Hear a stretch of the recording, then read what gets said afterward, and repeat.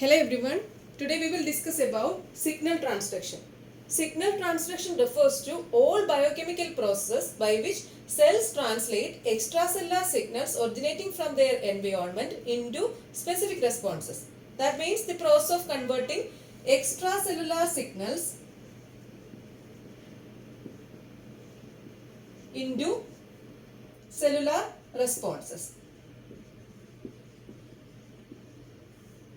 Signal transduction is a very specific and very sensitive biochemical process. A particular type of signal is received by a particular type of receptor only.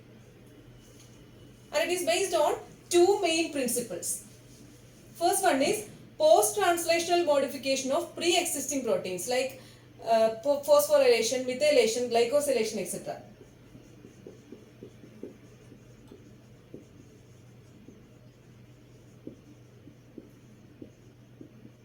Post-translational modification. Second one is production of new proteins or second messengers.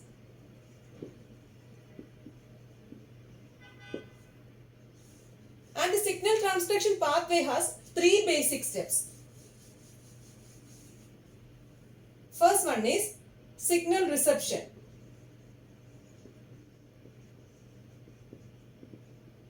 Second step is signal transduction.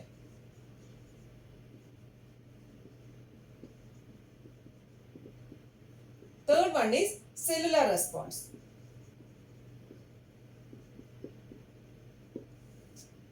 First we will see signal reception. Cell receptors are of two types.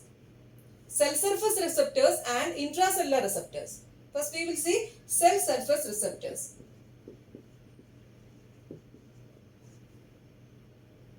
Cell surface receptors are integral transmembrane proteins. Integral transmembrane proteins. They span the plasma membrane with one part on the outside and one part on the inside of the cell. This is the cell surface receptor. They span the plasma membrane with one part outside and one part on the inside of the cell. These receptors transmit information from the extracellular environment into the inside of the cell, into the inside of the cell. When a ligand or an extracellular signaling molecule, when a signaling molecule or ligand binds to the cell surface receptors, second messengers are produced. Second messengers are produced. These second messengers, for example, cyclic AMP, cyclic GMP, calcium ions. These second messengers relay the signals from one location to another and leads to cellular responses. So, when a ligand binds to the cell surface receptors, second messengers are produced. These second messengers relay the signals from one location to another and leads to cellular responses. Examples of such receptors include G protein coupled receptors and receptor tyrosine kinases. These are examples of cell surface receptors. Phosphorylation is a primary means of signal transduction. Phosphorylation.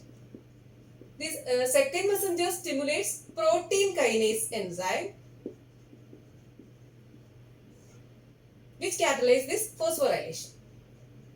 This activation of one protein kinase molecule can result in the phosphorylation of many proteins. Activation of one protein kinase molecule can result in phosphorylation of many proteins. This creates a phosphorylation cascade, causing a chain reaction. And protein phosphatases are enzymes that can cause dephosphorylation and inactivate protein kinase.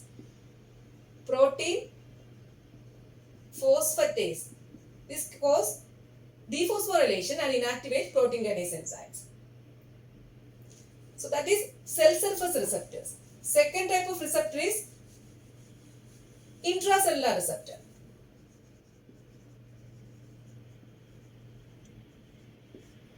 Intracellular receptor. In the case of intracellular receptor, These receptors are found in the cytoplasm or inside the nucleus of target cells. Chemical messengers which are hydrophobic or signal molecules which are hydrophobic can pass through the plasma membrane and bind these receptors and are activated. These activated receptors can initiate a cellular response. Usually hydrophobic messengers will bind to intracellular receptors and hydrophilic messengers will bind to cell membrane receptors or extracellular receptors. Hydrophilic to cell surface receptors and hydrophobic messengers will bind to intracellular receptors. So in the case of intracellular receptors, these receptors are found in the cytoplasm or in the nucleus of the target cells. Chemical messengers which are hydrophobic can pass easily through the plasma membrane and bind these receptors, and these receptors are activated. These activated receptors can initiate a cellular response. And the cell signaling ultimately leads to cellular responses involving a change in the gene expression,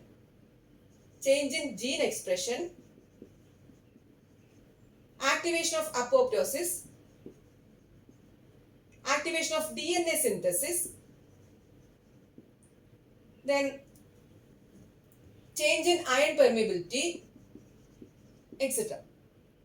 Cell signaling ultimately leads to cellular responses involving change in gene expression, activation of apoptosis, activation of DNA synthesis, then change in iron permeability, etc.